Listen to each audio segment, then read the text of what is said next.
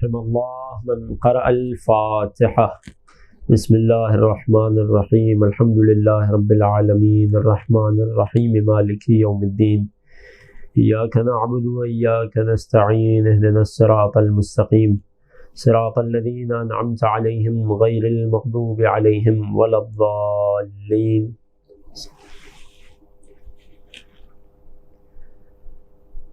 صلى الله عليك يا أبا عبد الله وعلى الأرواح التي حلت بفنائك عليك مني سلام الله أبدا ما بقيت وبقي الليل والنهار ولا جعله الله آخر العهد مني لزيارتكم. سید الشہداء کی جانب اپنے دلوں کو متوجہ کیجیے اور میرے ساتھ مل کر سلام کے ان جملوں کو دہرائیے. السلام علی الحسین وعلی علی بن الحسین وعلی اولاد الحسین وعلى أصحاب الحسين. ما شاء الله لا حول ولا قوة إلا بالله العلي العظيم. أعوذ بالله السميع العليم من الشيطان اللعين الرجيم. بسم الله الرحمن الرحيم. الحمد لله الذي خلقنا في أمة الذي فاز رتبته إلى قاب قوسين وأكرمنا بولاية وصيه الذي ردت له الشمس مرتين وجاهد بالسيفين وصلى إلى القبلتين وشرفنا بحب الزهراء أم السبطين وجعلنا من الباكين على مصاب الحسن والحسين والتسعة من ذرية الحسين الذين من بكى على مصابهم رجح حسناته أعمال الثقلين. والصلاة والسلام على أشرف الكونين رحمة للدارين جد الحسنين أعني أبا القاسم محمد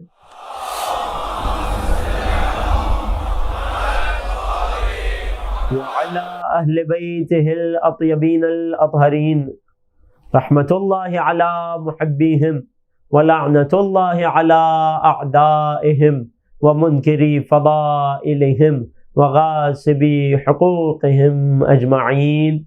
أما بعد فقد قال سيدنا ومولانا أبو عبد الله الحسين عليه السلام: أيها الناس إن الله ما خلق العباد إلا ليعرفوه فإذا عرفوه عبدوه فإذا عبدوه استغنوا بعبادته عن عبادة ما سواه. صدق مولانا العظیم. ایک درود پڑھیے محمد و آل محمد. عزیزان محترم، عزاداران سید الشہداء، سلام علیکم ورحمۃ اللہ.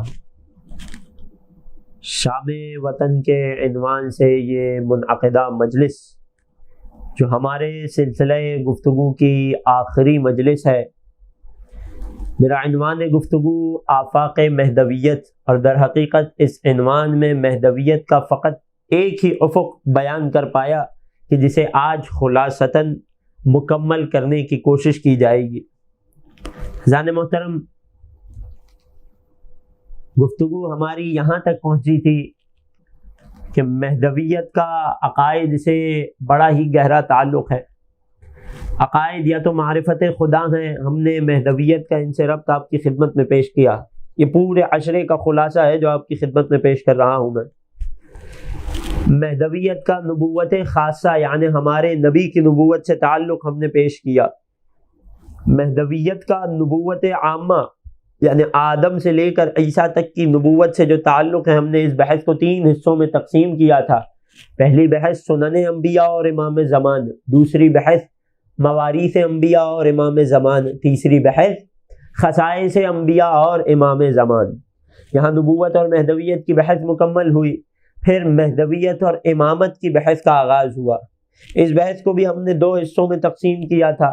مہدویت اور امامت عامہ کی بحث یعنی امام علی سے لے کر 11ویں امام تک کا امام زمانہ سے تعلق، اور دوسری بحث مہدویت اور امامت خاصہ، امام زمانہ اور سید الشہداء آقا و مولا حضرت ابو عبداللہ الحسین علیہ الصلاۃ والسلام.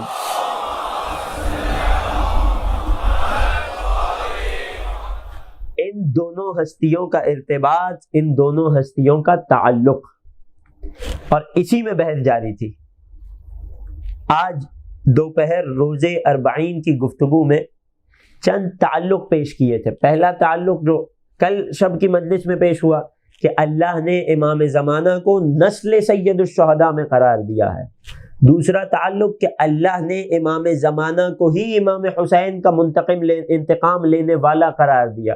ضمناً عرض کیا تھا، اہم بات ہے اس لیے تکرار کر رہا ہوں کہ یہ امتحان کوئی بشری تقاضے یا خواہش کی بنا پر نہیں لیا جائے گا، بلکہ ولی خدا کا خون بہا کہ جو خدا کے ذمے ہے وہ کار خداوندی میرے وقت کے امام کے ہاتھوں سے لیا جائے گا.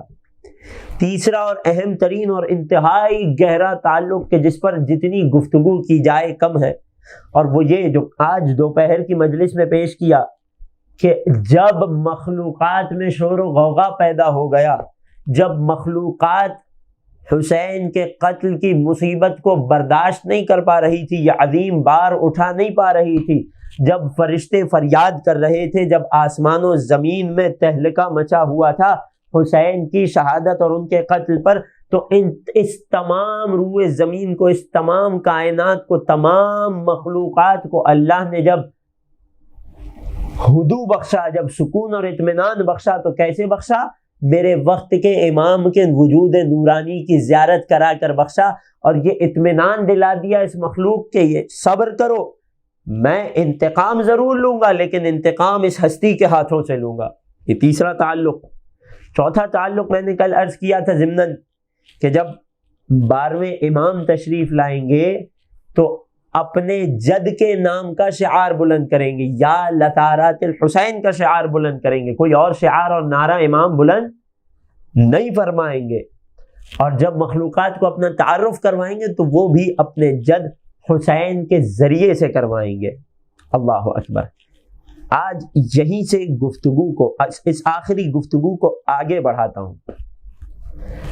امام زمانہ چونکہ انتقام خون حسین لینے والے ہیں، یہ ایک سبب ہے کہ ان کا شعار یا لطارات الحسین ہوگا.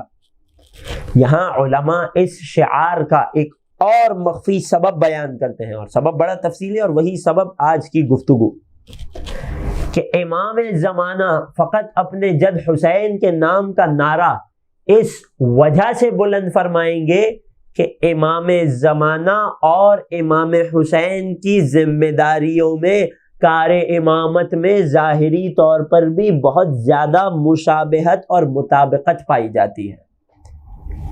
یعنی اگر امام زمانہ کے قیام کو دیکھا جائے تو یہ در حقیقت امام حسین کے خروج کے جیسا ہی لگتا ہے.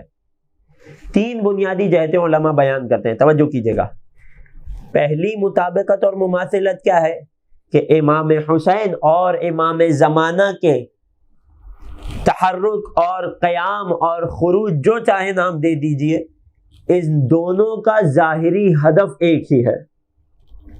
دوسری مشابہت اور مماثلت، وہ یہ کہ جب امام حسین مدینے سے کربلا تشریف لے جا رہے تھے تو جس نقطے پر لوگوں سے خطاب کیا، جن نکات کو بیان کیا کہ جس کے ذریعے سے لوگوں کو اپنی نصرت کے لیے بلایا، امام زمانہ بھی ہو بہو وہی نکات بیان کر کے مخلوق کو اپنی مدد و نصرت کی جانب بلائیں گے۔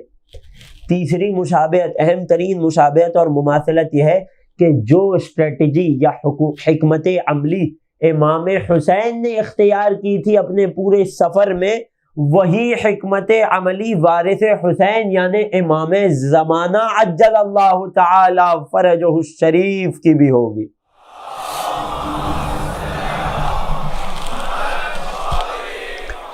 توجہ کر رہے ہیں؟ یہ تھا آج کی گفتگو کا تعارف۔ اب آئیے ذرا ان میں سے ہر ایک نقطے کی تفصیل کی طرف رجوع کیا جائے۔ سب سے پہلی اور بنیادی بات، امام حسین کا مدینے سے نکلنے کا ایک ظاہری ہدف، ان جملوں پر بہت غور کیجیے گا، یہ بڑی نازک منزل ہے۔ جب ہم ائمہ کے کسی بھی کام کے مقصد یا ہدف پر بات کریں تو یہ اتنی آسان بات نہیں ہوتی کہ جس کے منہ میں جو کچھ آئے کہتا چلا جائے اپنی مرضی و منشا کے مطابق، کہ سیاسی معاملات میں ڈھالتا چلا جائے ان باتوں کو نہیں عزیزوں۔ کار امامت کے ہدف کی بات ہوگی تو فقط امام کے کلام سے ہوگی، اور اگر امام حسین ہمیں کسی حدیث میں کسی روایت میں اپنے مدینے کو چھوڑنے کا مقصد بیان کریں، ہدف بیان کریں، تو یہ نہیں سمجھا جا سکتا، یہ نتیجہ ہرگز نہیں لیا جا سکتا کہ امام کے مدینے کو چھوڑنے کا فقط یہی ایک ہدف تھا، اور ہدف منحصر ہے اس ایک نقطے میں۔ توجہ کر رہے ہیں؟ بہت ساری آوازیں آپ کو سننے ملتی ہیں معاشرے میں۔ اگر امام حسین نے اپنے مدینے کو ترک کرنے کا کوئی ہدف کسی حدیث میں بیان کیا، جیسا کہ بعض روایات میں بعض اہداف بیان ہوئے ہیں، تو وہ ہدف فقط اس بات پر دلالت کرے گا کہ در حقیقت امام کے مدینے سے نکلنے کے بہت سے ظاہری اور باطنی اہداف میں سے یہ ایک ہدف ہے۔ توجہ ہے؟ لہٰذا اگر کوئی ہدف بیان بھی ہو رہا ہو، جیسا کہ ہم حدیث کی روشنی میں پیش کریں گے، تو کسی کو یہ حق نہیں ہے کہ مکمل کربلا کو اسی ایک ہدف کے میزان پر تول لے، یا کربلا کی قیمت کا تعین اس ایک ہدف کے میزان پر کرے کہ جو آقا نے ہمارے سامنے بیان کر دیا۔ ائمہ نے وہ بیان جو بیان کیا وہ اس سے بہت کم ہے جو ہم سے چھپا لیا۔ کیوں؟ کیونکہ ہماری عقلیں اس ابحاث کو، ان باتوں کو درک نہیں کر سکتی تھی جو آل محمد نے ہمیں نہیں بتائیں۔ لہذا ضروری ہے ایسے مشکل معاملات میں، ایسے نازک مرحلے میں بہترین اور آخری ترین جملہ یہ ہونا چاہیے کہ یا خدا جانے حکمت یا حجت خدا جانے۔ ایک صلوات پڑھیے محمد و آل محمد پر۔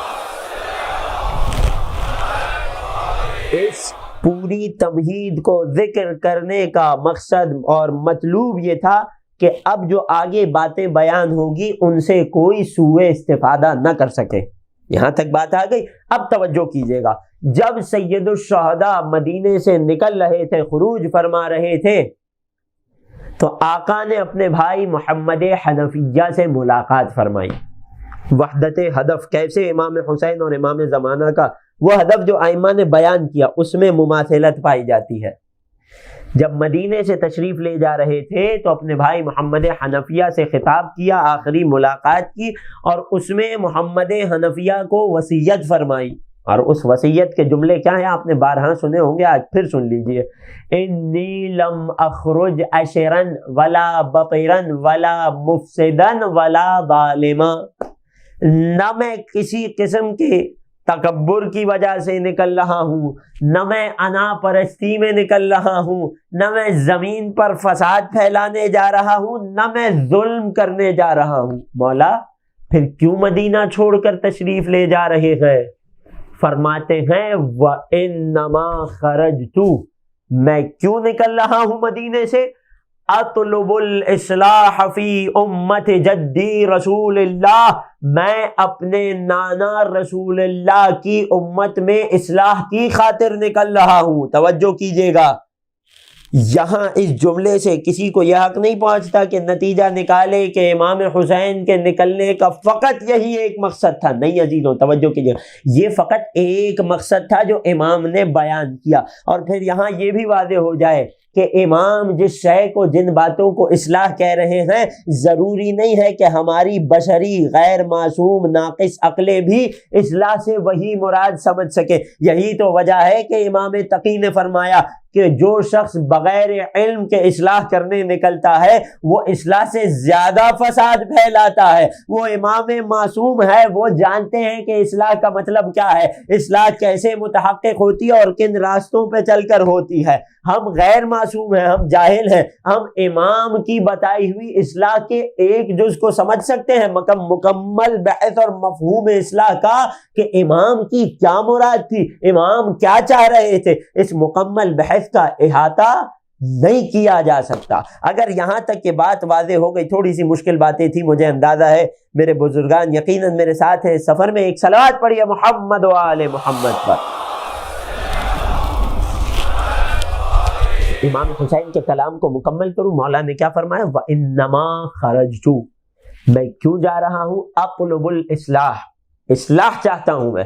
کہاں پر؟ فی امت جدی رسول اللہ, اپنے نانا رسول اللہ کی امت میں اصلاح چاہتا ہوں. اريد ان اسیر بسیرت جدی و ابی, میں چاہتا ہوں کہ اپنے نانا اور اپنے بابا علی مرتضیٰ کی سیرت پر چلوں. لہذا ایک ظاہری ہدف کہ جو امام حسین کے مدینے سے نکلنے کا امام نے ہمیں بتایا, ہماری کیا اوقات, ہماری عقلوں کی کیا اوقات کہ ہم امام کے کاموں کی حکمتوں اور اہداف کو حقیقت میں درک کر سکیں. جو آل محمد نے بتا دیا ہم نے مان لیا, جو نہیں بتایا آل محمد جانے یا ان کا خدا جانے. یہ بہت اہم نقطہ ہے, یہ بہت اہم جملہ ہے, اس کو اپنے اذہان عالیہ میں مرکوز اور محفوظ کر کے اس بحث کو آگے بڑھائیے گا. توجہ ہے. امام حسین جب مدینہ چھوڑ رہے ہیں تو اپنے جد کی امت میں اصلاح کے لیے نکل رہے ہیں. اريد ان آمر بالمعروف وانہی عن المنکر, میں امر بالمعروف اچھائی کا حکم دینے جا رہا ہوں, میں منکر اور برائی سے روکنے جا رہا ہوں. امام حسین نکل رہے ہیں, ہدف ظاہری جو امام نے بیان کیا وہ کیا ہے, اصلاح ہے. اب میرا سوال ہے, جب میرے وقت کے امام تشریف لائیں گے تو ان کے تشریف لانے کا, ان کے ظہور کا ہدف کیا ہوگا؟ کائنات کے رسول بتا گئے, یملأ الارض قسطا وعدلا کما ملئت ظلما وجورا, جس طرح سے روئے زمین قائم کے ظہور سے پہلے ظلم و جور سے بھر چکی ہوگی, قائم آ کر اسے اسی طرح عدل و انصاف سے بھر دیں گے. میرا آپ سے سوال ہے, یہ اصلاح نہیں ہے تو کیا ہے؟ توجہ کر رہے ہیں. نتیجہ یہ ہوا کہ حسین بھی جب مدینہ چھوڑ رہے ہیں تو اصلاح کے لیے نکل رہے ہیں, اور قائم آل محمد بھی جب ظہور فرمائیں گے تو اصلاح کے لیے فرمائیں گے. ایک صلوات پڑھیے محمد و آل محمد پر.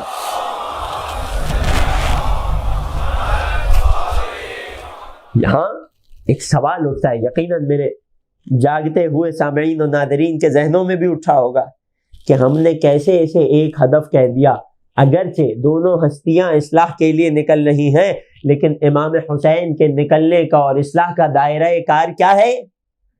اريد ان انما خرجت اطلب الاصلاح فی امت جدی. حسین جب نکل رہے ہیں تو اپنے نانا کی امت میں, امت مسلمہ میں اصلاح کے لیے نکل رہے ہیں. امام زمانہ جب تشریف لائیں گے تو کیا ہوگا؟ یملأ الارض, پوری روئے زمین میں اصلاح ہو جائے گی. فرق تو ہے, محسوس کر رہے ہیں, توجہ کر رہے ہیں. سوال واضح, میرے نوجوان خصوصی توجہ کیجئے گا اس بحث پر.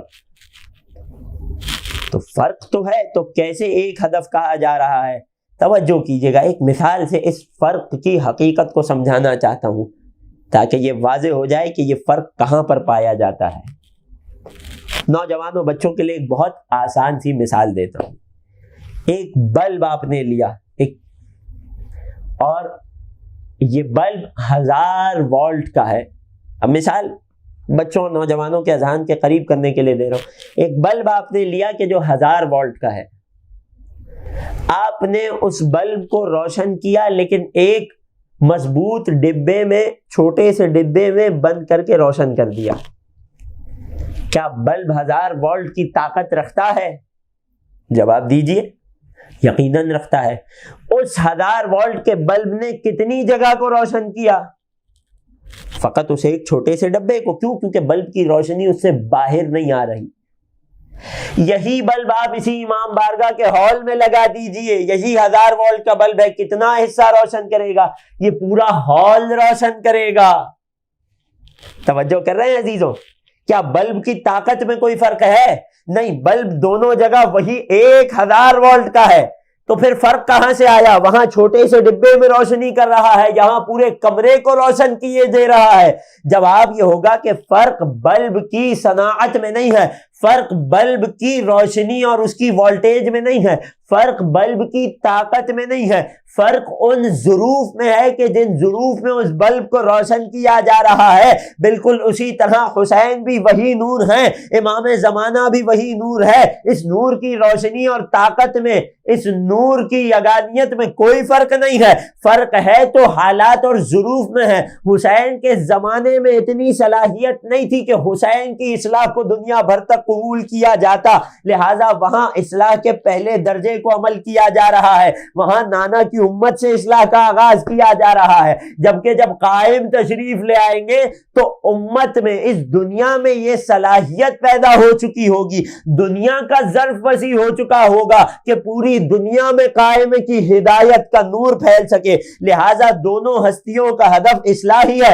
حسین کے زمانے میں اتنی طاقت نہیں تھی کہ حسین کے نور کی تاب لا سکے، امام زمانہ کے دور میں زمین میں اتنی وسعت آ جائے گی کہ یہ آقا کی اصلاح کی تحریک کو برداشت کر سکے۔ اگر یہ مطلب، یہ بات، یہ نقطہ واضح ہے میرے نوجوان، میرے بچوں، میرے دوستوں کے لیے، تو ایک صلوات پڑھیے محمد و آل محمد۔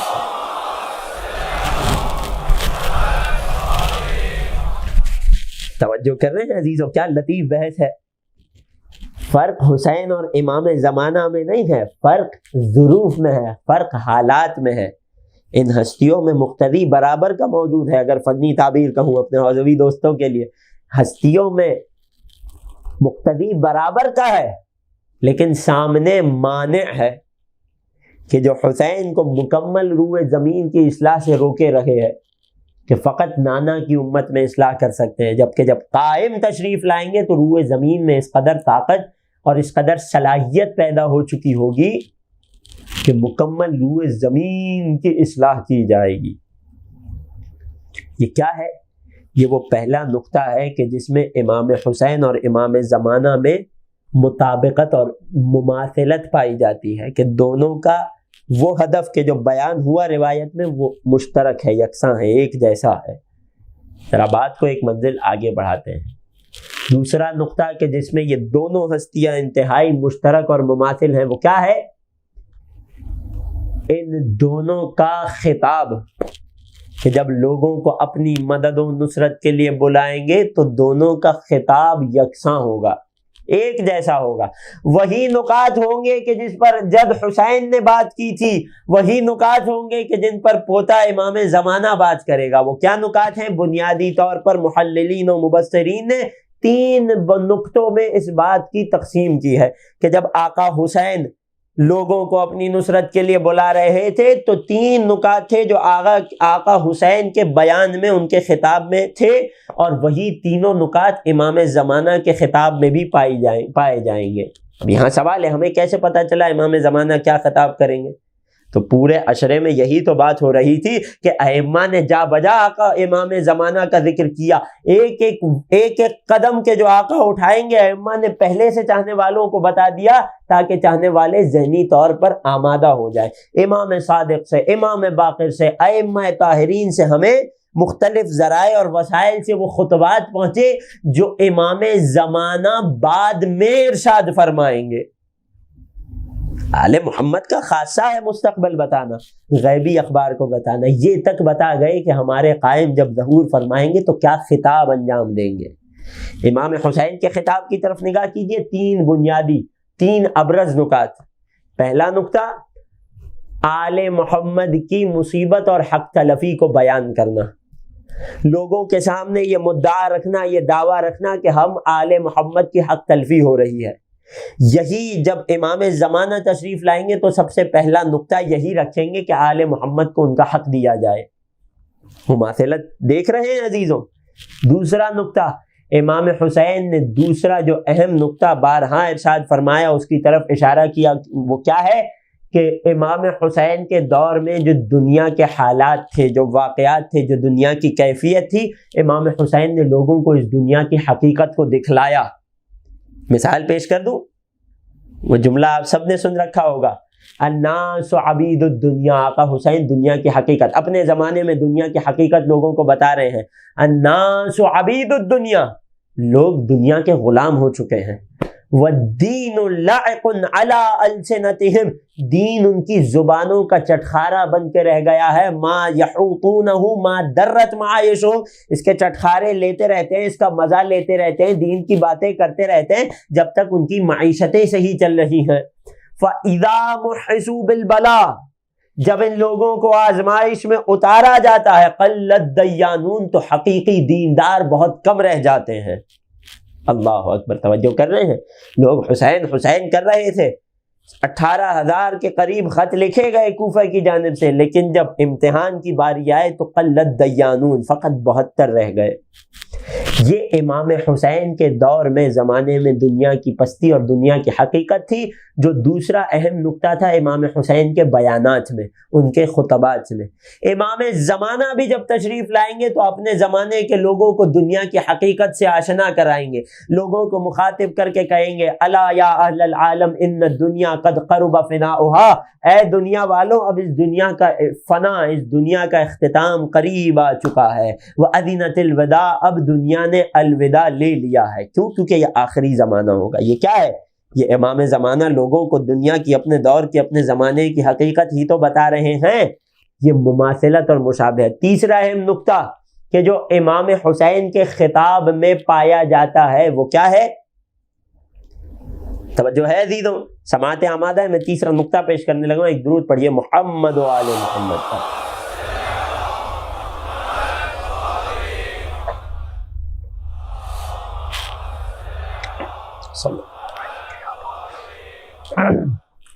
توجہ کیجیے گا، جب امام حسین اپنے خطاب میں آل محمد کے مصائب اور ان کی حق تلفی کو بیان کر چکے، جب امام حسین نے لوگوں کی آنکھوں سے دنیا کے پردے کو ہٹا دیا، دنیا کی حقیقت بتا دی، اب اس کے بعد تیسری اہم بات امام حسین کیا کریں گے؟ اب نتیجہ دیں گے، اب لوگوں کو حق کی نصرت کی طرف بلائیں گے.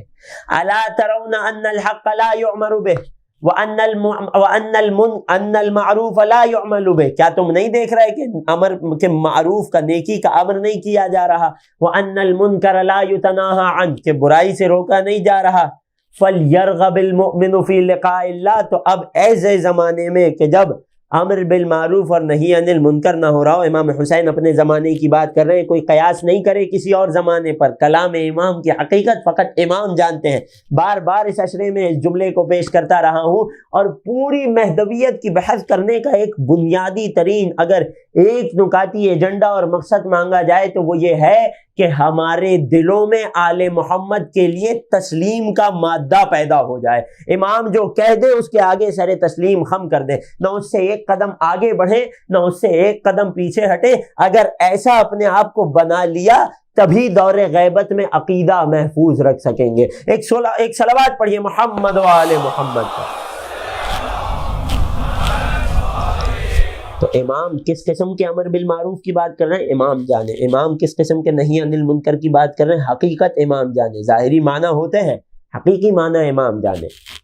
امام حسین نے تیسرا نقطہ اپنے خطبے میں کیا بتایا؟ لوگوں کو حق کی طرف بلایا، امر بالمعروف کی طرف بلایا، اپنی جانب بلایا. امام زمانہ بھی جب تشریف لائیں گے پہلے آل محمد کے مظالم اور ان کی حق تلفی کو بیان کریں گے، دوسرے مرحلے میں دنیا کی حقیقت آشکار کریں گے، تیسرے مرحلے میں لوگوں کو نصرت حق کی طرف ہی تو بلائیں گے.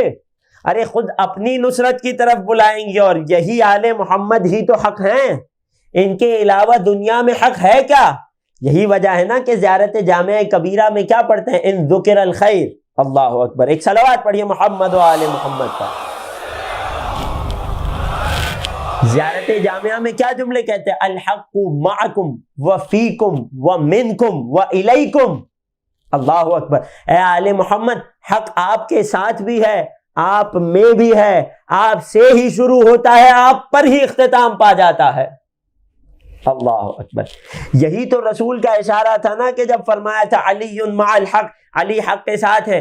کوئی یہ نہ سمجھے کہ علی حق کی پیروی کر رہے ہیں، اگلا جملہ فرما دیا والحق مع علی، اور حق بھی علی کے ساتھ ہے۔ اور ابھی بھی کوئی یہ گمان نہ کرے کہ حق کوئی شے ہے کہ جس کی پیروی علی کرتے ہیں، نہیں، رسول نے جملہ کیا ارشاد فرمایا، یدور الحق حیثما دار علی، ارے جس طرف علی مڑ جائیں اس طرف حق مڑ جایا کرتا ہے۔ گویا علی حق کے پیچھے نہیں چلتے، حق اس وقت تک حق رہتا ہے جب تک وہ علی کے نقش قدم پر چلتا رہے۔ ایک صلوات پڑھیے محمد و آل محمد پر۔ توجہ کر رہے ہیں عزیزوں؟ وہی خطاب، وہی تین بنیادی نکات کے جو امام حسین کے کلام میں پائے جاتے تھے، وہی آقا امام زمانہ کے خطاب میں بھی پائے جائیں گے۔ بس دامن وقت میں بہت زیادہ گنجائش نہیں ہے، آخری مرحلہ گفتگو کی طرف منتقل ہوں۔ پہلی شے وہ ہدف کے جو ظاہراً ائمہ نے بیان کیا، اس میں امام حسین اور امام زمانہ میں مشابہت اور مماثلت تامہ پائی جاتی ہے۔ دوسری بات، دوسرا نقطہ کہ وہ خطاب، وہ بیان کے جو امام حسین نے جاری فرمایا، بالکل وہی نکات، وہی خطاب امام زمانہ بھی جاری فرمائیں گے۔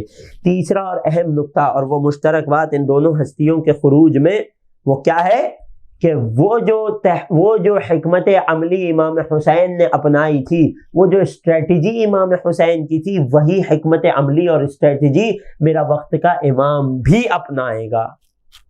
اب یہاں اس حکمت عملی کے ذیل میں دو بنیادی نکات پیش کیے جا سکتے ہیں۔ میں دیکھوں گا دامن وقت میں جتنی گنجائش ہے اس حساب سے آپ کی خدمت میں اشارتاً پیش کروں گا اور پھر گفتگو کو مکمل کر دوں گا، یہیں چھوڑ دوں گا آفاق مہدویت کے اس برس کے بحث کو۔ حکمت عملی میں پہلی اہم ترین چیز کہ جو آقا حسین کی حکمت عملی میں نظر آتی ہے، لوگوں کے ذہنوں میں ایک گمان ہے، ایک وہم ہے، وہ کیا ہے کہ آقا حسین مدینے سے جنگ کرنے نکلے تھے۔ اللہ اکبر، بڑی بھاری بات لگ رہی ہے نا؟ آقا حسین مدینے سے جنگ کرنے نہیں نکلے تھے، آقا حسین امت کی اصلاح کے لیے نکلے تھے۔ امام حسین نے جب بھی اسلحہ اٹھایا ہے، جب بھی تلوار چلائی ہے تو وہ دفاعی انداز میں چلائی ہے۔ اللہ اکبر، یہ اسلام امن و آشتی کا دین ہے، یہ اسلام سلم و امان کا دین ہے۔ اسلام نے ہمیں یہ تعلیم نہیں دی ہے کہ کہیں تلوار کے ذریعے سے، کہیں اسلحے کے زور پر کوئی بات منوائی جائے، کسی زمین پر قبضہ کیا جائے۔ اصلاً امام حسین بھی در حقیقت اپنے نانا رسول اللہ کی سیرت پر عمل کر رہے تھے۔ پوری ذمہ داری سے، تاریخ کا ایک ادنا سا طالب علم ہونے کے اعتبار سے عرض کر رہا ہوں، تحقیق کیجئے گا، غور و فکر کیجئے گا، اسی نتیجے تک پہنچیں گے کہ خود رسول اللہ کے جتنے غزوات ہیں، بڑی بڑی جنگیں سن رکھی ہے نا آپ نے رسول کی، رسول کے جتنے غزوات تھے، رسول نے جہاں پر بھی جنگ کی ہے، جہاں پر بھی اسلحہ اٹھایا ہے، وہ سب کا سب دفاعی اٹھایا ہے۔ توجہ کر رہے ہیں؟ اب یہاں لوگوں کے ذہنوں میں سوال اٹھے گا اور ہم بیٹھے ہی سوالوں کے جواب دینے کے لیے ہیں۔ سوال کیا اٹھے گا کہ جنگ بدر تو سمجھ آتا ہے، کفار نے مدینے پر حملہ کیا، جنگ احد تو سمجھ آتا ہے، کفار بدلہ لینے آ رہے تھے، یہ خیبر کا کیا ماجرا ہے؟ وہاں تو رسول لشکر لے کر تشریف لے گئے تھے۔ یہ تبوک کا کیا ماجرا ہے؟ وہاں بھی رسول لشکر لے کر چلے تھے۔ تو عزیزوں توجہ کیجئے گا، دفاع کی دو قسمیں ہوا کرتی ہیں۔ دفاع کی پہلی قسم یہ ہوتی ہے کہ جب دشمن بڑھ کے میرے گھر پہ حملہ کر دے، اب میں اپنے گھر میں رہ کر اس سے دفاع کروں۔ لیکن دفاع کی ایک دوسری قسم بھی ہے، اور اس قسم میں بھی جب دفاع کی ضرورت ہے، پھر کہہ رہا ہوں کوئی فائدہ نہ اٹھایا جائے ان باتوں سے، جو دوسری قسم ہے اس کا تعین بھی امام معصوم ہی بہتر انداز میں کر سکتے ہیں۔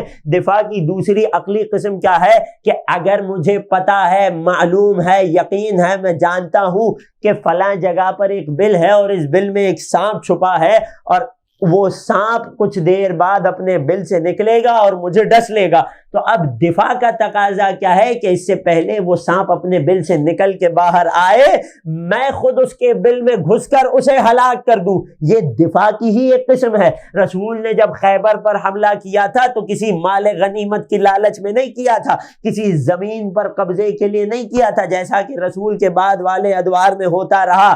رسول نے جب حملہ کیا تھا تو اس لیے کیا تھا کہ رسول کے پاس خفیہ باتیں موجود تھی, خفیہ باتیں آ رہی تھی, پہنچ رہی تھی کہ یہ خیبر کے یہودی آپ پر اور مدینے پر حملہ کرنے کی تیاری کر رہے ہیں. رسول نے جب تبوک کی جنگ لڑی ہے تو اس لیے نکلے کیونکہ خبر ہو چکی تھی کہ فلاں جگہ سے ایک لشکر مدینے پر حملہ کرنے آ رہا ہے. القصہ مختصر, رسول نے جتنی جنگیں فرمائی, جتنے غزوات میں شریک ہوئے, جہاں جہاں اسلحہ اٹھایا وہ سب کا سب دفاعی تھا. اسلام ہرگز تلوار کے زور پر نہیں پھیلا, اور نہ خدا کی یہ مرضی اور منشا ہے, نہ خدا کا یہ ارادہ اور نہ یہ چاہت ہے کہ اسلام اسلحے کے زور پر پھیلے. اسلام کہتے ہیں تسلیم کو, تسلیم ہوتی ہی قلب سے ہے, اور تلوار کے زور پر سر تو جھکایا جا سکتا ہے لیکن دل نہیں جھکائے جا سکتے. ایک صلوات پڑھیے محمد و آل محمد پر.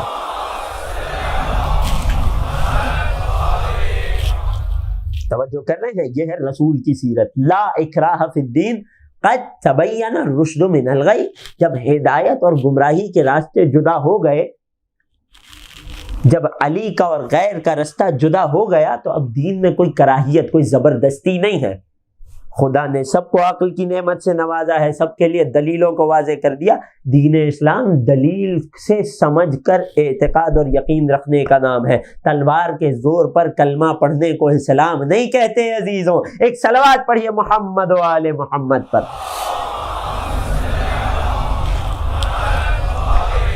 اسی طرح بڑی ذمہ داری سے عرض کر رہا ہوں, دلیل دینا بھی میری ذمہ داری ہے. جس طرح سے رسول نے اسلحہ فقط دفاعی انداز میں چلایا, اسی طرح امام حسین نے بھی جہاں بھی تلوار اٹھائی ہے, جہاں بھی جنگ فرمائی ہے, جہاں قتال کیا ہے, وہ سب کا سب دفاعی تھا. امام حسین جنگ کرنے نہیں نکلے ہیں, امام حسین معاملات کو بہتر بنانے نکلے ہیں, امت کی اصلاح کے لیے نکلے ہیں. اور اس وقت امت کی اصلاح کے لیے نکلے ہیں کہ اگر امت اس اصلاح پر ظاہری طور پر تیار ہو. یہ میرا دوسرا نقطہ ہے, وقت ہوا تو انشاءاللہ پیش کروں گا, توجہ کیجیے گا. کوئی سوال کرے کہ دلیل کیا ہے, اب دلیلیں سنتے چلے جائیے. امام حسین مدینہ میں ہے, حاکم کے حکم پر مدینے کے گورنر نے امام حسین کو دربار میں بلایا. کس کام کے لیے بلایا تھا؟ بیعت طلبی کے لیے بلایا تھا. امام حسین کیا تنہا گئے؟ نہیں, اپنے ساتھ بنی ہاشم کے نوجوانوں کو لے گئے. کیا حکم دیا؟ اگر دربار میں, یہ تو تاریخ ہے نا, آپ سب نے سن رکھی ہے, میں فقط نتیجے آپ کی خدمت میں پیش کر رہا ہوں جس کی طرف عام طور پہ لوگ توجہ نہیں کرتے. امام حسین نے حکم کیا فرمایا کہ اگر دربار میں میری صدا بلند ہو جائے تو تم دربار میں داخل ہونا. یہ دفاع نہیں ہے تو کیا ہے؟ دربار میں تنہا گئے ہیں, اور جب حکمران نے, گورنر نے بیعت مانگی, امام نے انکار کیا, ایک دوسرا شخص بیٹھا ہوا تھا, اس نے قتل کی دھمکی دی, تو اب امام حسین کی صدا بلند ہوئی, کیا تو مجھے قتل کرے گا؟ یہ سن کر بنی ہاشم کے جوان دربار میں داخل ہو گئے. یہ تو تاریخ کا حصہ ہے نا.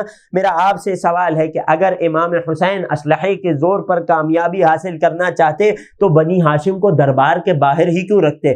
کیا مدینے میں امام حسین کا اس گورنر کو قتل کر کے واصل جہنم کر کے مدینے پر بنی ہاشم کا قابض ہو جانا کیا کوئی مشکل بات تھی؟ کیا کوئی بنی ہاشم کو روک سکتا تھا کہ مدینے میں حکومت نہ بنائے؟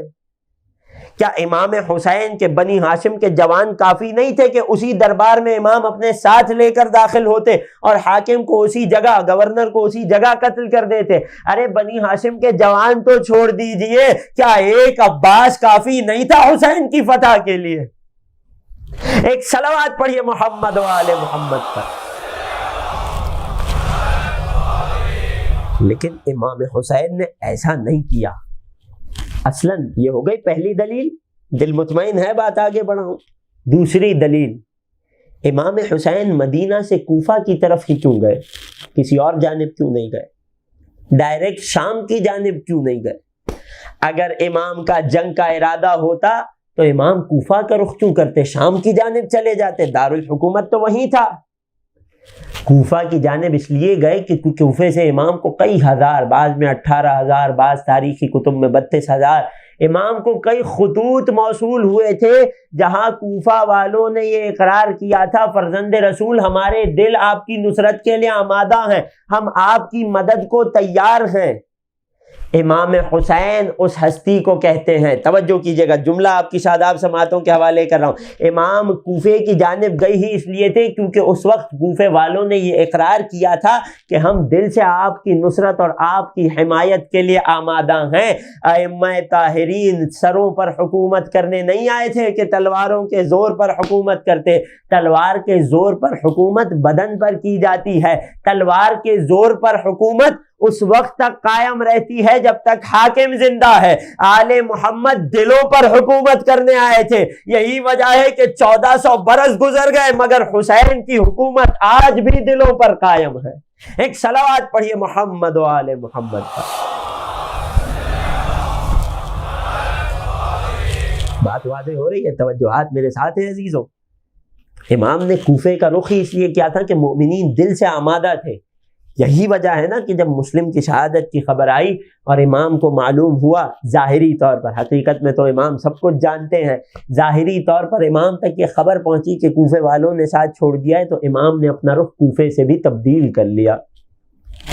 یہ سب ظاہری انداز میں باتیں ہو رہی ہیں، ورنہ اگر غیبی جنبہ دیکھا جائے تو رسول بتا چکے تھے حسین آپ کو قتل ہونا ہے۔ توجہ کریں، یہ سب ائمہ طاہرین ظاہر پر عمل کرنے کے مأمور تھے۔ بات آئے گی انشاءاللہ موقع ہوا تو۔ امام حسین نے اپنا رخ کوفے سے کیوں تبدیل کیا؟ کیونکہ امام حسین اسلحے کے زور پر فتح حاصل کرنا نہیں چاہتے تھے۔ امام حسین جنگ کے لیے نہیں نکلے تھے، اصلاح کے لیے نکلے تھے۔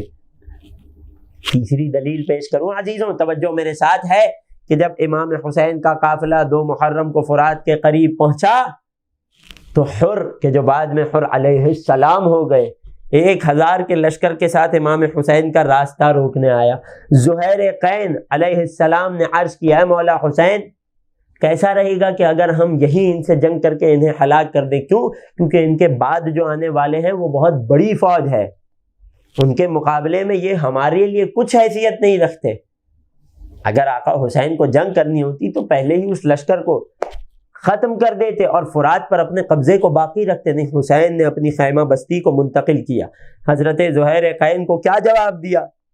اب ایک ظاہری وجہ ہے، ایک حقیقی غیبی وجہ ہے۔ غیبی وجہ کیا ہے کہ امام جانتے تھے یہ حر پلٹ کے حق کی طرف آئے گا۔ ظاہری وجہ کیا ہے؟ کیا کہا زہیر سے؟ کہا کہ میں پسند نہیں کرتا کہ میں قتال اور جنگ کی ابتدا کروں، یہ دفاع نہیں ہے تو اور کیا ہے؟ اللہ اکبر۔ اگر یہاں تک بات واضح ہو گئی، امام زمانہ کا دفاع پیش کرنا چاہتا ہوں، ایک صلوات پڑھیے محمد و آل محمد پر۔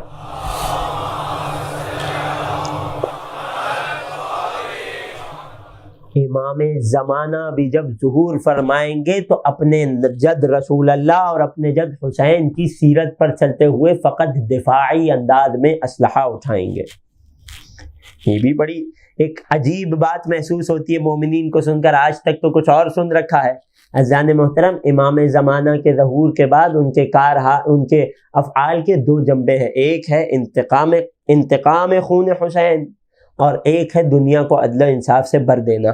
جہاں تک پہلا جنبہ ہے انتقام خون حسین، تو اس معاملے میں امام کی تلوار چلتی چلی جائے گی یہاں تک کہ حسین کے قاتلوں کے تمام حامی و ناصر ختم نہ ہو جائیں۔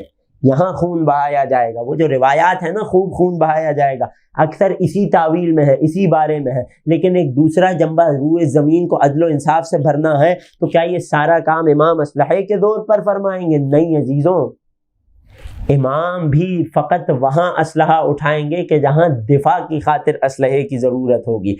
امام کا پیغام لوگ خود ہی تسلیم کرتے چلے جائیں گے۔ اللہ اکبر۔ جب تابوت سکینہ دیکھیں گے، مواریث انبیاء بیان ہو چکی، تو اکثر یہودی ایمان لے آئیں گے۔ جب حضرت عیسیٰ کو اپنے سامنے دیکھیں گے تو اکثر عیسائی خود ہی ایمان لے آئیں گے، اور جو ایمان نہیں لائیں گے امام ان سے بھی جنگ نہیں فرمائیں گے جب تک وہ جنگ نہ کرے۔ امام فقط دفاعی جنگ کریں گے۔ دلیل کیا ہے؟ ابو بصیر چھٹے امام صادق آل محمد امام جعفر صادق علیہ الصلوۃ والسلام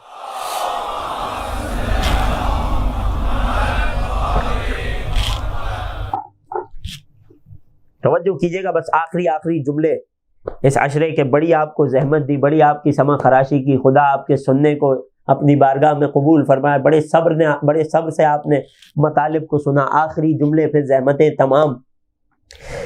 راوی ابو بصیر ہے، چھٹے امام کی خدمت میں آ کر سوال کرتا ہے، مولا ماذا یکون باہل الذمۃ فی زمان قائمکم، مولا آپ کے قائم کے زمانے میں وہ جو اہل ذمہ ہوتے ہیں، کافروں کی دو قسمیں ہوتی ہیں نا، ایک کافر حربی ہوا کرتا ہے جو امت مسلمہ یا مسلمانوں کے خلاف اعلان جنگ کرے، ایک کافر ذمی ہوا کرتا ہے جو کافر تو ہے، اپنے دین پر تو ہے، لیکن مسلمانوں کے خلاف اعلان جنگ نہیں کیا ہے، امن و آشتی سے رہنا چاہ رہا ہے۔ ابو بصیر نے پوچھا، مولا امام زمانہ کی کفار ذمی کے ساتھ کیا سیرت ہوگی؟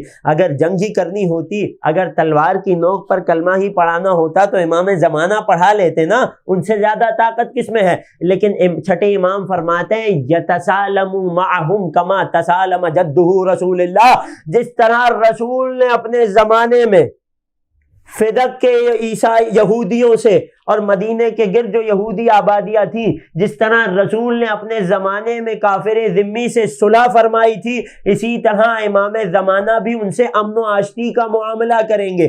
یؤتون الجزیۃ عن ید وہم صاغرون، جس طرح رسول کے زمانے میں کافر ذمی کا یہ حکم تھا کہ جس طرح مسلمان زکوٰۃ اور خمس دیا کرتا ہے، اسی طرح کافر ذمی پر ایک ٹیکس لازم ہوتا ہے کہ جسے جزیہ کہا جاتا ہے۔ ہمارے قائم بھی کفار ذمی کے ساتھ امن کے ساتھ معاملہ کریں گے اور ان سے ویسے ہی جزیے کو قبول کریں گے جیسے رسول اللہ کیا کرتے تھے۔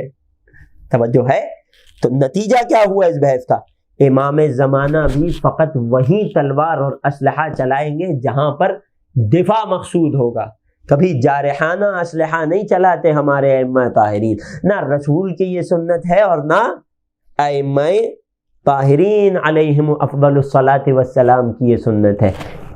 حکمت عملی اور اسٹریٹجی کا آخری نقطہ فقط اشارہ کر کے گزر جاؤں گا جو امام حسین اور امام قائم کے زمانے میں مشترک ہے اور در حقیقت یہ ہر امام کے زمانے میں مشترک ہے۔ وہ کیا ہے کہ ائمہ کے پاس ولایت تکوینی ہوا کرتی ہے، اگر سورج کو اشارہ کر دیں تو پلٹ جاتا ہے، درخت کو اشارہ کر دیں تو آ جاتا ہے، مردے پر جنازہ زندے پر جنازہ پڑھا دیں تو مر جاتا ہے، اگر چاہیں تو آسمان سے فرشتہ درزی بن کے آ جاتا ہے، اگر بددعا کر دیں تو لوگوں پر بجلی گرتی ہے، وہ ہلاک ہو جاتے ہیں۔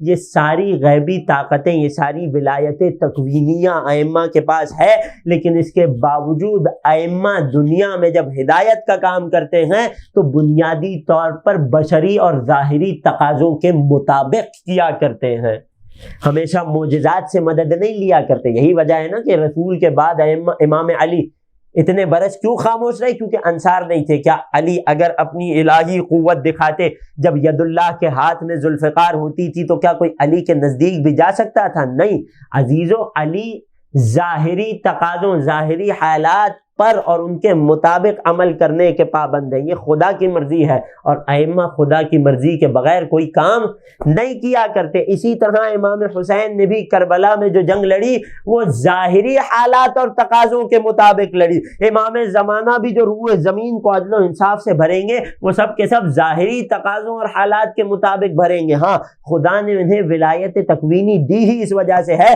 کہ جب ظاہری حالات کے مطابق ہدف الہی کو حاصل کرنا ممکن نہ رہ جائے، جب بہت زیادہ رکاوٹیں آ جائیں تو یہ اپنی غیبی طاقت کا استعمال کرتے ہیں تاکہ رکاوٹوں کو ختم کیا جائے۔ یہی وجہ ہے کہ وہ حسین جو کربلا میں فقط 72 کے ساتھ آیا ہے اور ظاہری اعتبار سے ظاہری حالات کے مطابق جنگ لڑ رہا ہے، لیکن جہاں ضرورت پڑتی ہے وہاں زہیر کین کو 2 انگلیوں کے بیچ میں معجزے کے طور پر اس کا مقام دکھلا دیتے ہیں۔ زہیر امام سے مرعوب ہو جاتا ہے، امام کے دین پر، ان کے راستے پر آ جاتا ہے۔ جہاں ضرورت پڑتی ہے لوگوں پر حجت تمام کرنی ہو، جب اس سامنے والے لشکر سے کسی لعین نے کہا تھا کہ حسین تمہیں والعیاذ باللہ دوزخ میں جانے کی جلدی ہے، تو امام حسین نے اپنی غیبی طاقت دکھائی، ولایت تکوینی دکھائی، معجزہ دکھایا تاکہ جو لوگ ہیں انہیں ہدایت مل جائے۔ ظاہری اعتبار سے ہدایت کر لی امام نے، خطبات ارشاد دے دیا، حجتیں تمام کر لی، امام نے دعا کی اللہم جرہ الی النار۔ روایت کے عجیب جملے ہیں، گھوڑے پر سوار تھا، گھوڑے نے اچانک بدک کر دوڑنا شروع کیا، یہ معجزہ ہی تو ہے حسین کا، گھوڑے نے اچانک بدک کر دوڑنا شروع کیا، گھوڑے کی پشت سے زمین پر گرا لیکن گر نہیں پایا، اس کا ایک پیر گھوڑے کی نال میں پھنس گیا، نتیجہ کیا ہوا، گھوڑا اس کو زمین پر گھسیٹتا ہوا اس آگ میں دھکیل گیا کہ جو امام حسین نے اپنے خیموں کے پیچھے لگائی ہوئی تھی، جو خندق کھودی ہوئی تھی۔ یہ کیا ہے، یہ معجزہ دکھلایا، لیکن کہاں پر، کہ جہاں ضروری ہو جائے، جہاں اس کے بغیر چارہ نہ ہو۔ خود خیمے کے پیچھے خندق کا کھودنا کیا ہے، ظاہری اسباب کے مطابق عمل کرنا ہے کہ خیموں کی پشت سے حفاظت کی جا سکے۔ توجہ کر رہے ہیں؟ اسی طرح امام زمانہ بھی جب ظہور فرمائیں گے تو ظاہری اسباب کے مطابق عمل انجام دیں گے، جہاں ظاہری اسباب کے مطابق عمل انجام دینا ممکن نہیں ہوگا وہاں امام زمانہ معجزات اور غیبی طاقت کا اظہار کریں گے۔ اگر یہ اجمال اور خلاصہ آپ کے لیے واضح ہے تو ایک درود پڑھیے محمد و آل محمد پر۔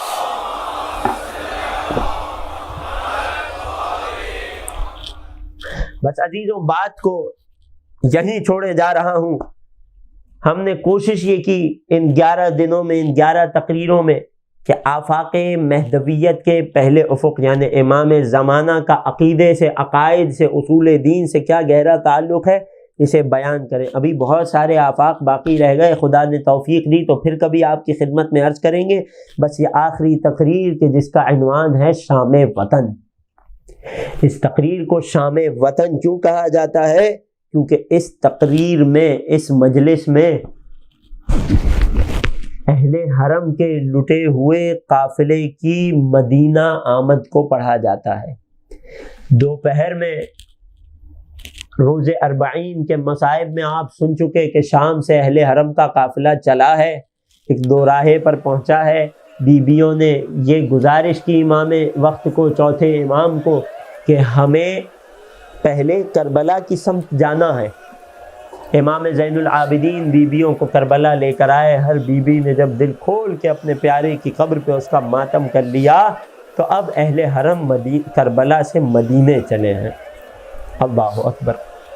جب اہل حرم مدینے کے قریب پہنچے ہیں، مدینے کی دیواریں نظر آئی ہیں تو علی کی شہزادی جناب ام کلثوم کا وہ مشہور مرثیہ جگر پھٹتا ہے۔ آپ ذرا تصور کیجئے گا وہ بیویاں کہ جب 60 ہجری میں 28 رجب کو مدینے سے نکلی تھی تو ہر بیوی کی گودی آباد تھی، ہر بیوی کا سہاگ آباد تھا، ہر بھائی، ہر بہن کا بھائی زندہ تھا، ہر ماں کا بیٹا اس کے پاس تھا۔ یہ کیفیت تھی اہل حرم کی۔ کس دل کے ساتھ، کس بوجھ کے ساتھ آل محمد جب دوبارہ یہ قافلہ مدینے کے قریب پہنچا ہے، کیفیت کیا ہوگی تصور کیجئے گا۔ یقیناً بیویوں کو یہ خیال بھی ہوگا، ارے ابھی جا کر جناب ام البنین سے سامنا ہوگا۔ کیسے بتائیں گے کہ اے ام البنین آپ کے 4 بیٹوں نے کیا قربانی دی؟ کیسے بتائیں گے ام البنین آپ کے عباس کے شانے کٹ گئے؟ اب مدینے جائیں گے، بیویوں کو خیال ہوگا۔ اب یہ جملہ میں کہہ رہا ہوں، آپ سنیے گا اور اس کا حق ادا کر دیجئے گا۔ مجھ میں جتنی طاقت باقی رہ گئی ہے اتنی طاقت سے میں مسائب پیش کرتا چلا جاؤں گا۔ بیویاں مدینے کے قریب پہنچی ہوں گی تو انہیں خیال آیا ہوگا، ارے مدینے میں تو فاطمہ صغریٰ کا سامنا ہوگا۔ اجرکم علی اللہ۔ کیسے بتائیں گے جب صغریٰ علی اکبر کا سوال کرے گی؟ ارے علی اکبر کی شہادت تو بتا سکتے ہیں، لیکن اگر صغریٰ نے کہیں اپنے ننھے بھیا علی اصغر کا سوال کر لیا تو بیویوں کے پاس کیا جواب ہوگا؟ ارے اگر صغریٰ نے اپنی ننھی بہن سکینہ کو یاد کر لیا تو بیویاں کیا منہ دکھائیں گی؟ ارے یہی خیالات تھے، یہی بوجھل دل تھا کہ جو بیویوں کو مدینے کے اندر داخلے میں پریشان کر رہا تھا۔ یہی وجہ تو ہے کہ جب مدینہ قریب آیا، انتہائی غم کے انداز میں شہزادی ام کلثوم کی صدا اور فریاد بلند ہوئی۔ شہزادی نے مرثیہ پڑھا، مدینہ جدنا لا تقبلینا فبالحسرات والاحزان جئنا، نہ کر قبول، اللہ اکبر، لٹا کے آئے ہیں زہرا کے ہم گھرانے کو، نہ کر قبول مدینے ہمارے آنے کو۔ اے مدینے جب ہم گئے تھے تو سہاگ آباد تھے، گودیاں ہری بھری تھی، مانگیں سجی ہوئی تھی، اب جب آئے ہیں تو سہاگ اجڑ گئے ہیں، گودیاں اجڑ گئی ہیں۔ اے مدینے گئے تھے تو بھائیوں کو، بیٹوں کو لے کر گئے تھے، لیکن جب آ رہے ہیں تو فقط حسرتوں اور غموں کو ساتھ لے کر آ رہے ہیں۔ اجرکم علی اللہ۔ جب مدینہ قریب پہنچا، میرے چوتھے امام نے حکم دیا یہاں خیمے لگا دیے جائیں، خیموں کو نصب کیا گیا، چوتھے امام کے لیے ایک کرسی لگائی گئی، اور بشیر بن نعمان کہ جو شام سے امام زین العابدین کے قافلے کے ہمراہ تھا، امام نے اسے مخاطب کر لیا، رحم اللہ اباک کان شاعرا، خدا تیرے بابا پر رحم کرے، مجھے یاد ہے وہ شاعر تھا، کیا تو بھی شعر کہہ لیتا ہے؟ اللہ اکبر۔ شعرا اپنی اہمیت کو محسوس کرے، کبھی آل محمد کے راستے سے نہ ہٹیے گا۔ کہتا ہے جی مولا میں بھی شعر کہہ لیتا ہوں۔ اب چوتھے امام نے اسے فرمایا کہ جاؤ اور مدینے میں مسجد نبوی کے کنارے کھڑے ہو کر ہماری آل رسول کے لٹے ہوئے قافلے کی آمد کا اور واپسی کی خبر سناؤ۔ بشیر بن نعمان کہتا ہے میں مدینے میں داخل ہوا بڑے ہی بھاری اور بھوجل قدموں کے ساتھ، مجھے سمجھ نہیں آ رہا تھا میں کیسے یہ خبر مدینے والوں کو دوں کہ مدینے کے جو شہنشاہ ہے، مدینے کے جو تاجدار ہے، مدینے کے جو رونق ہے وہ اب باقی نہ رہی۔ کہتا ہے کہ میں مسجد نبوی کے قریب آیا اور میں نے مرثیے کا ایک مصرع کہا، یا اہل یثرب لا مقام لکم بہا، اے مدینے والوں اب مدینہ رہنے کے قابل نہیں رہا۔ اجرکم علی اللہ، اجرکم علی الزہرا۔ عزاداروں گریے کی صدائیں بلند ہو رہی ہیں، خدا کوئی غم نہ دے سوائے غم حسین کے، نہیں معلوم اگر برس یہ روز 40 یہ شام وطن نصیب ہو نہ ہو، دل کھول کے گریہ کرنا۔ یہ بشیر بن نعمان عجیب منظر لکھتا ہے، کہتا ہے میں یہ صدا دے رہا تھا کہ اچانک ایک کمسن بچہ، ایک انتہائی خوبصورت بچہ کہ جس کا چہرہ چاند کی مانند تھا، کہنے میرے پاس آیا اور کہنے لگا اے بشیر یہ بتاؤ کیا آل رسول کا قافلہ آ گیا، کیا حسین کا قافلہ لوٹ آیا؟ میں نے ہاں میں سر ہلایا۔ کہنے لگا یہ بتاؤ کیا میرے بابا بھی ساتھ آئے ہیں؟ کہنے لگا میں نے یہ سوال سنا میں تڑپ گیا، میں نے پوچھا تم کس کے بیٹے ہو؟ کہا میں وہی فضل ہوں کہ جس کی وجہ سے میرے بابا کو ابو الفضل العباس کہا جاتا ہے۔ بشیر کہتا ہے مجھ میں ہمت نہیں ہوئی، میں نے فقط اتنا کہا اے شہزادے جائیے کالا لباس زیب تن کر لیجئے، اے شہزادے جائیے اپنے سر پہ خاک ڈالیے کہ آپ یتیم ہو گئے ہو۔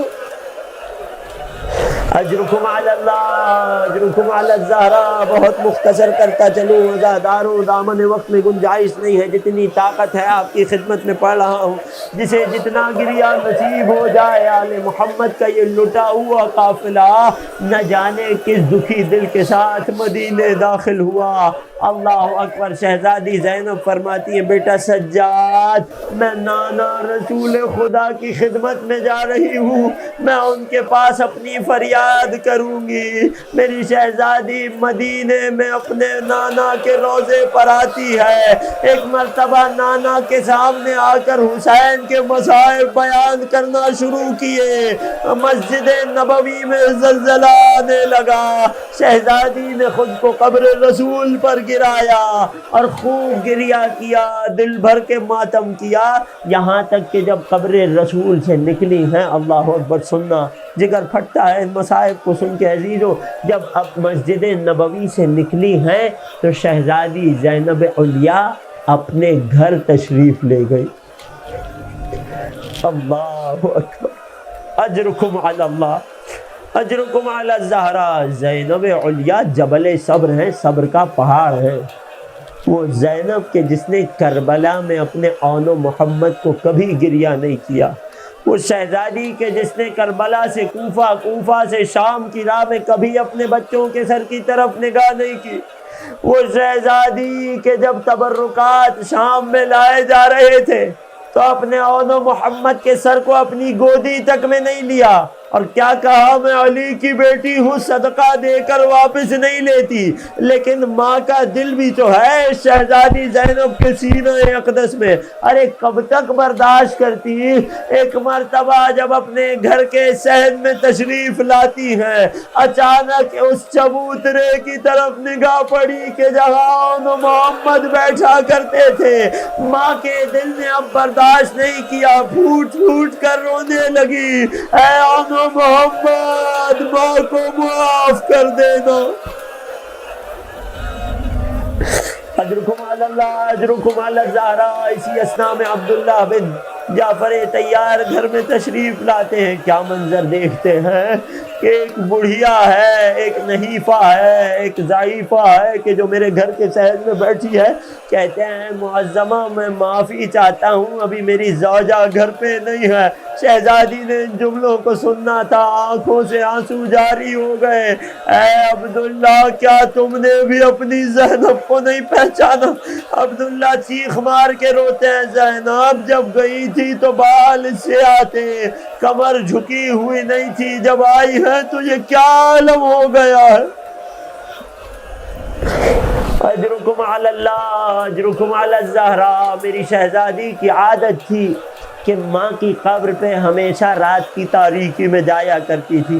علامہ رشید ترابی علی اللہ مقامہ کے یہ جملے پڑھ رہا ہوں عزاداروں، آقا قبلہ فرماتے ہیں کہ جب مغرب کا وقت گزر گیا، شہزادی کہنے لگی، اے میرے شوہر نامدار، اے عبداللہ رات تاریک ہو گئی ہے، میں چاہتی ہوں کہ اپنی ماں کی قبر پر حاضری دوں۔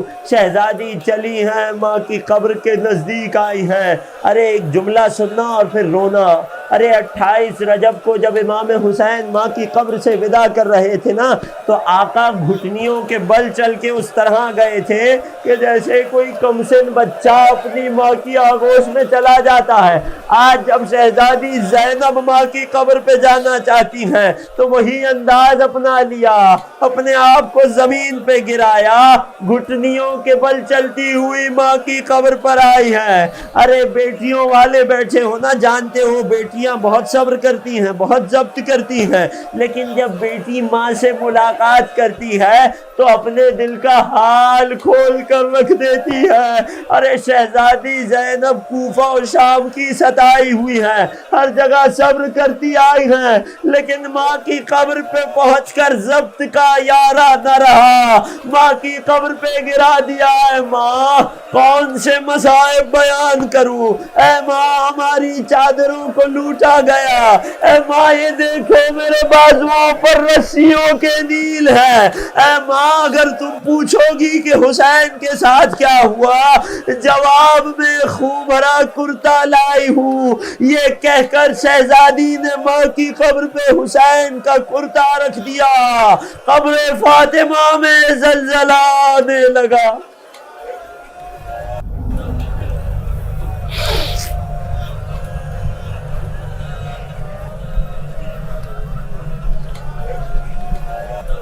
الا ولعنۃ اللہ علی القوم الظالمین۔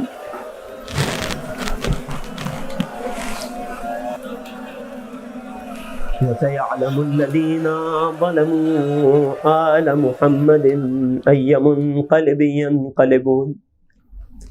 بار الہا تجھے واسطہ محمد و آل محمد کا، تجھے واسطہ اس ذکر کا، تجھے واسطہ شہزادی زینب کی غربت کا، تجھے واسطہ اہل بیت کی اسیری کا۔ بار الہا ہماری ان آنسوؤں کو قلب نازنین مادر حسین کے لیے ڈھارس کا باعث قرار دے۔ بار الہا ان مجالس کے صدقے میں ہمارے قلوب میں وقت کے امام کی معرفت میں اضافہ فرما۔ بار الہا ہم سب کے تمام صغیرہ و کبیرہ گناہوں کو معاف فرما۔ بار الہ جو حاضرین سن رہے ہیں، جو سامعین ہیں، تمام کی دلی حاجات کو بر فرما۔ بار الہ بانیان کی زحمتوں کو قبول فرما۔ بار الہ امام بارگاہ کے ان خدام کی توفیقات میں اضافہ فرما۔ بار الہ غم کوئی نہ دے ہم کو سوائے غم شبیر، شبیر کا غم بانٹ رہا ہے تو ادھر دے۔ بار الہ آئندہ برس کا 40 کربلا معلیٰ میں نصیب فرما۔ دنیا میں بار بار آقا حسین کی زیارت، آخرت میں مولا کی شفاعت نصیب فرما۔ بار الہ دنیا میں جہاں کہیں مومنین آباد ہیں، جو زائرین ابو عبداللہ الحسین ہیں، تمام کو ہر بلا اور ہر وبا سے محفوظ فرما۔ بار الہ جو بیمار ہیں انہیں شفائے کاملہ و عاجلہ عطا فرما۔ بار الہ ہمارے مرحومین کی مغفرت فرما، ان کے درجات میں بلندی عنایت فرما۔ بار الہ سب سے بڑی دعا، سب سے بڑی آرزو، منجی بشر، منتقم کربلا، فرزند زہرا، قائم آل محمد کے ظہور میں تعجیل فرما، اور ہمیں ان کے خاص اعوان و انصار میں شمار فرما۔ ربنا تقبل منا انك انت السميع العليم وتب علينا انك انت التواب الرحيم بجاه محمد وآله الطاهرين. ما